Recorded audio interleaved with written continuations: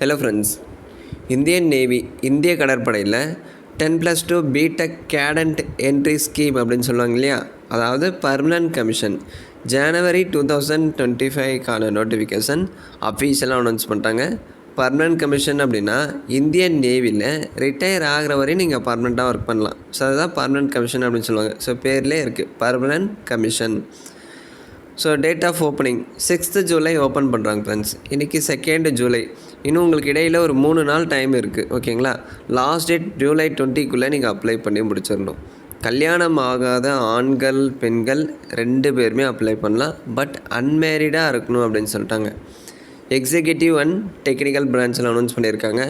இப்போதைக்கு 40 வேக்கண்ட் இருக்குது ஃப்ரெண்ட்ஸ். ஆண்கள் பெண்கள் 2 பேருமே அப்ளை பண்ணலாம். அதில் பெண்களுக்கு 8 வேக்கண்ட் வந்து அதிகபட்சமாக நாங்கள் இடஒதுக்கீடு பண்ணுறோம் அப்படின்னு சொல்கிறாங்க. ஸோ அடுத்து ஏஜ் பாருங்கள்.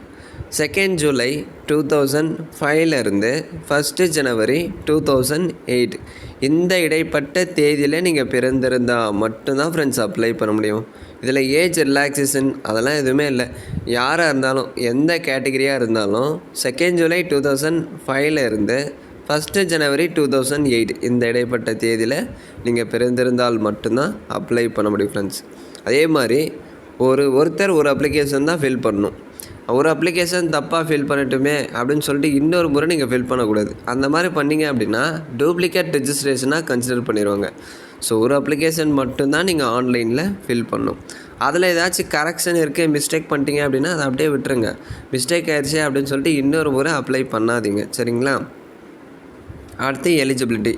இதுக்கு என்ன குவாலிஃபிகேஷன் அப்படின்னா +2 பாஸ் பண்ணியிருக்கணும், ப்ளஸ் மேக்ஸு, கெமிஸ்ட்ரி, ஃபிசிக்ஸு இதெல்லாம் ஒரு சப்ஜெக்டாக எடுத்து படிச்சிருக்கணும். இங்கிலீஷில் 50% இருந்தால் நீங்கள் அப்ளை பண்ணலாம். ஸோ +2 பாஸ் பண்ணியிருக்கணும், +2ல் மேக்ஸு, ஃபிசிக்ஸு, கெமிஸ்ட்ரி இதெல்லாம் ஒரு சப்ஜெக்டாக எடுத்து படித்து இங்கிலீஷில் 50% இருக்குது அப்படின்னா அப்ளை பண்ணலாம், சரிங்களா? Either in 10th or 12th class ஏதாவது ஒரு கிளாஸில் இங்கிலீஷில் 50% எடுத்திருக்கீங்க அப்படின்னா நீங்கள் அப்ளை பண்ணலாம். சரி ப்ரோ, இதுக்கு யார் அப்ளை பண்ணலாம்? +2 பாஸ் பண்ணவங்க மட்டும் அப்ளை பண்ண முடியுமா அப்படின்னு கேட்டிங்கன்னா கண்டிப்பாக இல்லை. எலிஜிபிலிட்டியில் குவாலிஃபிகேஷனில் +2 பாஸ் பண்ணியிருக்கணும். அது போக இதுக்கு யார் அப்ளை பண்ணலாம் அப்படின்னா JEE மெயின்ஸ். இப்போ 2024 ரீசெண்டாக JEE மெயின்ஸ் வந்து கண்டக்ட் பண்ணாங்க இல்லையா. JEE அப்படின்னா ஜாயிண்ட் என்ட்ரன்ஸ் எக்ஸாமினேஷன், கூட்டு நுழைவுத் தேர்வு அப்படின்னு சொல்லுவாங்க. இது ஆல் இந்தியா லெவலில் கண்டக்ட் பண்ணக்கூடிய ஒரு என்ட்ரன்ஸ் எக்ஸாம். ஸோ இந்த எக்ஸாமை அட்டன் பண்ணி அதுக்கான ரிசல்ட்டு காப்பி உங்கள் கிட்டே இருக்குது அப்படின்னா நீங்கள் அப்ளை பண்ணலாம். All India common rank list அடிப்படையில் JEE மெயின்ஸோட ஸ்கோரை பேஸ் பண்ணி தான் உங்களை செலக்ட் பண்ணுறாங்க, சரிங்களா? அதில் யாருடைய ஸ்கோர் வந்து அதிகமாக இருக்கோ அவங்கள SSB சர்வீஸ் செலெக்ஷன் போர்டு அப்படின்னு சொல்லுவாங்க. அந்த SSB இன்டர்வியூக்கு உங்களை கால் அப் பண்ணுவாங்க. JEE மெயின்ஸோட ஸ்கோரை பேஸ் பண்ணி தான் SSB இன்டர்வியூக்கு ஷார்ட் லிஸ்ட் பண்ணுறாங்க friends. So medical standard, relaxation இன் ஹைட்டு, வெயிட்டு, டேட்டூ பாலிசி இது எல்லாமே இந்தியன் நேவி வெப்சைட்லேயே இருக்கும். Plus SSB interview details www.joinindiannavy.government.in இந்த வெப்சைட் லிங்க் டிஸ்கிரிப்ஷனில் இருக்கும். இந்த வெப்சைட்டில் போய்ட்டு நீங்கள் டீட்டெயிலாக செக் பண்ணிக்கோங்க. எவ்வளோ ஹைட் இருக்கணும், என்ன வெயிட்டு, டேட்டூ பாலிசி அது எல்லாமே வெப்சைட்லேயே இருக்கும். வெப்சைட்டில் போய்ட்டு கிளியராக ரெஃபர் பண்ணிக்கோங்க ஃப்ரெண்ட்ஸ். ப்ளஸ் இந்த பிடிஎஃப்பும் டெலகிராம் சேனலில் ஷேர் பண்ணியிருக்கேன், செக் பண்ணி பாருங்கள், ஓகேங்களா? அடுத்து செலெக்ஷன் ப்ரொசீஜர் எப்படி செலக்ட் பண்ணுறாங்க அப்படின்னா,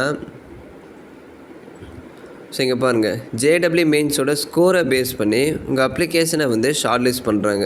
எதுக்கு அப்படின்னா SSB இன்டர்வியூக்கு, சரிங்களா? அதாவது all India common rank list அடிப்படையில் JEE மெயின்ஸோட ஸ்கோரை பேஸ் பண்ணி தான் SSB இன்டர்வியூக்கு ஷார்ட் லிஸ்ட் பண்ணுறாங்க. JEE மெயின்ஸில் யாருடைய ஸ்கோர் அதிகமாக இருக்கோ அவங்கள ஷார்ட் லிஸ்ட் பண்ணி SSB இன்டர்வியூக்கு வந்து கால் பண்ணுவாங்க, சரிங்களா? SSB இன்டர்வியூ எந்த டேட்டில், எந்த டைமிங்கில், எந்த லொக்கேஷனில் கண்டக்ட் பண்ணுவாங்க அப்படின்னு சொல்லிட்டு இமெயில் ஐடி இல்லை மொபைல் நம்பருக்கு SMS மூலிமா உங்களுக்கு சென்ட் பண்ணுவாங்க. அந்த அப்டேட் வரும்போது நான் இன்ஃபார்ம் பண்ணேன் ஃப்ரெண்ட்ஸ். ஸோ இப்போ தான் நீங்கள் first time SSB interview attend பண்ணுறீங்க அப்படின்னா AC 3 டயர் ரயில் ஃபேர் வந்து அட்மிசபிள் அப்படின்னு சொல்கிறாங்க. ஃபஸ்ட் டைம் அட்டன் பண்ணுறவங்களுக்கு மட்டும். ஸோ நீங்கள் போகும்போது பேங்க் பாஸ்புக்கு, அக்கௌண்ட் நம்பரு இதெல்லாமே வந்து எடுத்துகிட்டு போங்க. அதாவது இப்போ நீங்கள் AC 3 டயர் ரயிலில் ட்ராவல் பண்ணுறீங்க அப்படின்னா அந்த ஃபீஸை உங்களுக்கு ரீஃபண்ட் பண்ணிடுவாங்க. ஸோ அதுக்கு தான் வந்து கேட்டிருக்காங்க. So details of SSB interview procedure அதுவும் இந்த வெப்சைட்லேயே இருக்கும். எஸ்எஸ்பி இன்டர்வியூனா என்ன, அந்த செலெக்ஷன் ப்ராசஸ் எப்படி கண்டக்ட் பண்ணுவாங்க, அதை பற்றின டீட்டெயில்ஸ் எல்லாமே joinindiannavy.government.in அந்த வெப்சைட்லேயே இருக்கும். நீங்கள் செக் பண்ணி பாருங்கள். சரி, இப்போ ஃபைனல் மெரிட் லிஸ்ட் எப்படி இருக்கும் அப்படின்னா, அதாவது எதை பொறுத்து நம்மளை ஃபைனல் மெரிட் லிஸ்ட் வந்து ரெடி பண்ணுறாங்க அப்படின்னு கேட்டிங்கன்னா, எஸ்எஸ்பி இன்டர்வியூவில் நீங்கள் எப்படி பர்ஃபார்ம் பண்ணுறீங்க, எஸ்எஸ்பி மார்க்கை பேஸ் பண்ணி தான் ஃபைனல் மெரிட் லிஸ்ட் வந்து ரெடி பண்ணுறாங்க ஃப்ரெண்ட்ஸ். அதுவும் வந்து இந்தியன் நேவி வெப்சைட்டில் தான் அப்டேட் பண்ணுவாங்க. அந்த அப்டேட் வரும்போது சொல்கிறேன் ஃப்ரெண்ட்ஸ். எஸ்எஸ்பி இன்டர்வியூ மார்க்கை பேஸ் பண்ணி ஃபைனல் மெரிட் லிஸ்ட் இருக்கும். இந்த ஃபைனல் மெரிட் லிஸ்ட்டில் யாரெல்லாம் செலக்ட் ஆகிருக்கீங்களோ அவங்களுக்கு அடுத்த கட்டமாக மெடிக்கல் எக்ஸாமினேஷன் கண்டக்ட் பண்ணுவாங்க. அடுத்த ட்ரைனிங். இப்போ செலக்ட் ஆனவங்களுக்கு ட்ரைனிங் இருக்குது ஃப்ரெண்ட்ஸ். அந்த ட்ரைனிங்கில் 4 இயர் பிடெக் கோர்சஸ் வந்து கண்டக்ட் பண்ணுறாங்க. இந்த applied electronics and communication engineering. So இந்த டிசிப்ளின்லலாம் உங்களுக்கு அந்த 4 இயர் பிடெக் டிகிரி கோர்சஸ் வந்து கண்டக்ட் பண்ணுவாங்க. அந்த 4 இயர் பிடெக் கோர்ஸ் வந்து நீங்கள் சக்ஸஸ்ஃபுல்லாக கம்ப்ளீட் பண்ணுறீங்க அப்படின்னா ஜவஹர்லால் நேரு இன்ஸ்டியூட் மூலிமா அந்த 4 இயர் டிகிரி முடித்ததுக்கான சர்டிஃபிகேட் வந்து உங்களுக்கு ப்ரொவைட் பண்ணுவாங்க. ஓகேங்களா? ஸோ பிடெக் டிகிரி முடித்ததுக்கான சர்டிஃபிகேட் ஜவஹர்லால் நேரு இன்ஸ்டியூட் மூலிமா உங்களுக்கு ப்ரொவைட் பண்ணுவாங்க ஃப்ரெண்ட்ஸ். ஸோ அந்த என்டையர் காஸ்ட் ஆஃப் ட்ரைனிங், அந்த ட்ரைனிங்கில் ஏற்படக்கூடிய செலவு, அந்த ரீடிங் மெட்டீரியலு, புக்கு, இது எல்லாமே இந்தியன் நேவியே வந்து ப்ரொவைட் பண்ணுவாங்க. ஸோ நம்ம எந்த ஒரு மணியும் வந்து ட்ரைனிங்கில் கட்டணும், புக்ஸுக்கெல்லாம் நம்மளே கட்டணும், அந்த மாதிரிலாம் எதுவுமே இல்லை. ட்ரைனிங்கில் ஏற்படக்கூடிய எல்லா செலவுமே entire cost of training including book, reading material, இது எல்லாமே இந்தியன் நேவி வந்து ப்ரொவைட் பண்ணுறதா சொல்லியிருக்காங்க.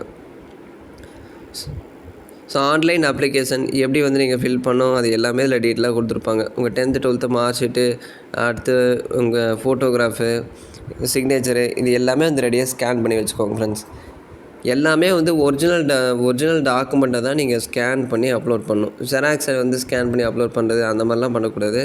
உங்கள் 10th 12th மார்க் ஷீட்டு இது எல்லாமே ஒரிஜினல் மட்டும்தான் நீங்கள் ஸ்கேன் பண்ணி அப்லோட் பண்ணணும்.